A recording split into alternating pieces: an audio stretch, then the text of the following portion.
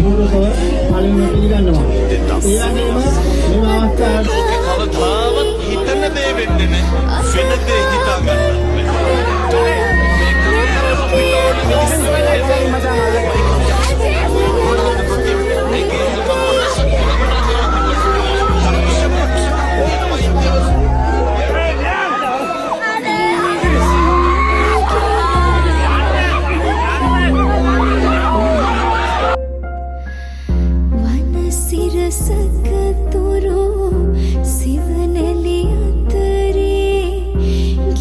කොච්චර කතා කිව්වත් අවසානයේ ඉතුරු වෙන්නේ මම ආදරේ කියන දේ.